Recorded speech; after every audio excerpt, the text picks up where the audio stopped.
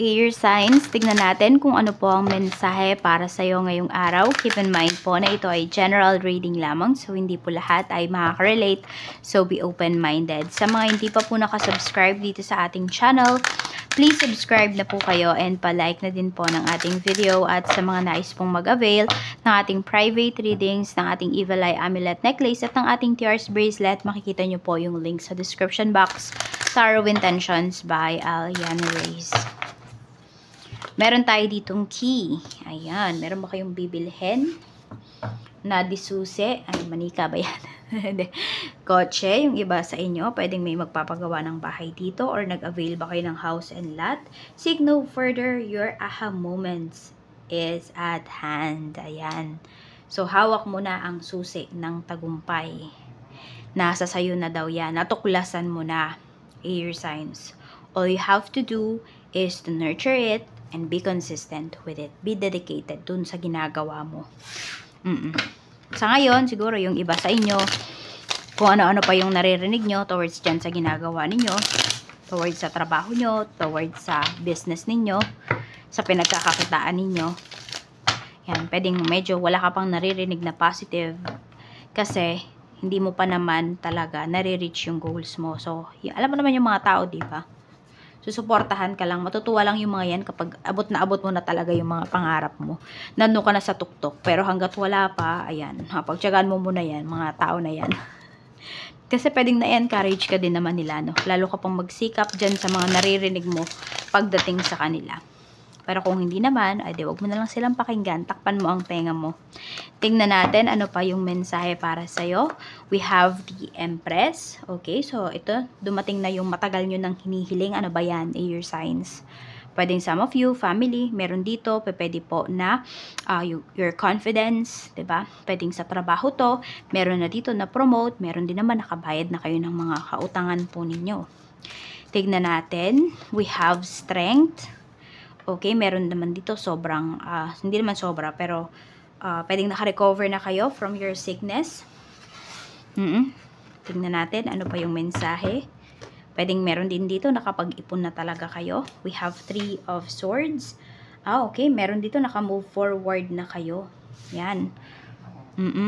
Sabi ko nga, mas confident na kayo ngayon. Mas mahal nyo na yung inyong sarili. Tingnan natin. We have the Devil.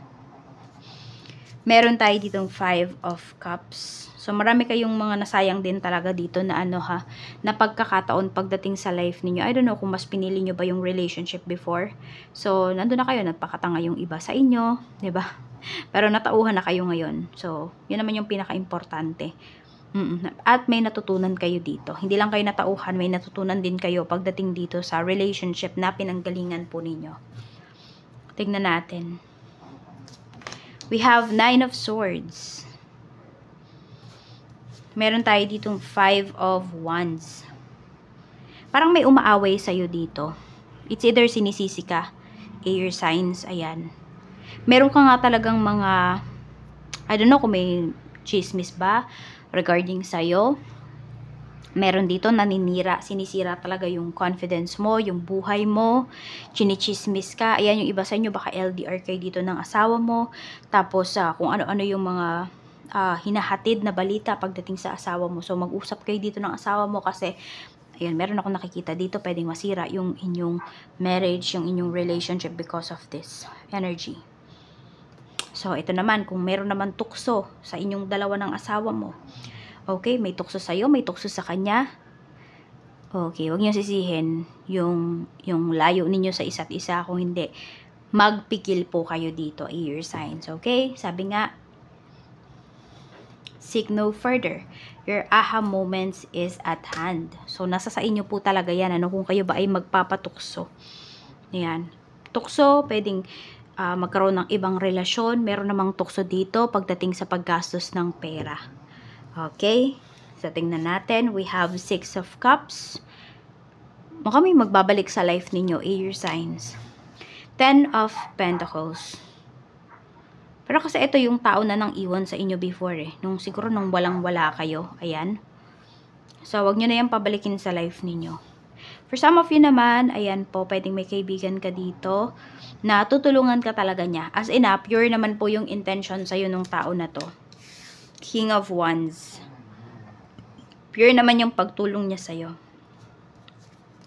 Death card. Ayan. Hindi ko alam kung may byuda or may byudo dito.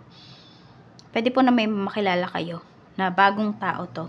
Pwedeng ipakilala yan ng friend mo. Ayan. Pero kung kayo naman po ay hindi kayo byudo, hindi kayo byuda, meron po kayong asawa, meron kayong karelasyon, kahit maipakilala dito yung friend mo, umiwas ka muna.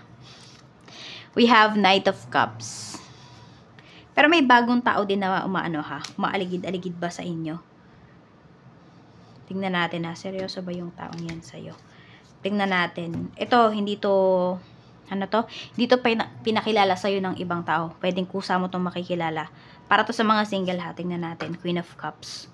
Okay. Mararamdaman mo naman yung sincerity towards sa taong ito. Kaya wala ka namang dapat ipag-alala. We have Six of Wands. Ayan yung iba sa inyo talaga, yung mga dreams ninyo. More on material things yung nakikita ko dito Pwede po na makuha nyo talaga yan ngayong October. May promotion din kasi dito. Ayan, meron talaga dito. Makaka-heal na po kayo from your past relationships. We have Four of Pentacles. Ayan, tsaka yung mga bad habits ninyo pagdating sa kaperahan ninyo, matatapos na rin po siya. Kung meron man kayo ditong binibigyan ng pera, pwedeng ihihinto nyo na yon. Kayo mismo yung puputol dun sa connection niyo with that person. We have Nine of Wands. So, mas gusto mo na rin dito may peace of mind. Ayaw mo na makipag-away. Ayaw mo nang, parang, alam mo yun, ayaw mo nang ipaliwanag yung sarili mo. So, yung iba nga sa inyo dito, may mga aalisan po talaga kayo. Ngayong October na to, ayan, or ngayong araw. Tsaka ito, healthy boundaries po. Yan yung gusto ninyo. May mga tao kasi dito na sobra na talaga nang hihimasok pagdating sa life mo. Yung yun nga, yung parang kung ano-ano yung sinasabi sa'yo.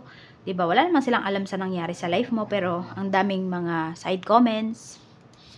We have the Lovers. Oh, ito. Nabigo man yung iba sa inyo sa pag-ibig, sa unang pag-ibig ninyo, sa pangalawa, ay, nako. Soulmate nyo na ang makikilala ninyo. We have Four of Cups. Hindi po kayo bibigyan ng kaisipan ng taong to. Tsaka very honest siya sa inyo. Ayan, kaya sabi ko nga sa inyo, mararamdaman nyo naman yung sincerity dito pagdating sa taong to. Pwedeng hindi yan pinakilala sa inyo ng isang kaibigan. Kusa nyo tong makikilala yung taong to. Kusa tong darating sa life ninyo. Queen of Wands. Page of Cups. And Ace of Cups. Ingat po kayo sa mga sinasabi nyo kasi nagkakatotoo talaga your signs. Ayan Parang pag may minanifest talaga kayo dito. I mean, through your words na ma-manifest nyo talaga yung mga gusto ninyong mangyari sa life ninyo. Ang dami pong mga blessings na darating sa inyo dito. Ang daming good news. So, expect nyo na to. Darating to sa inyo ngayong October. So, yan lang po yung mensahe para sa'yo. Maraming salamat. Ingat po kayo always and more blessings to come.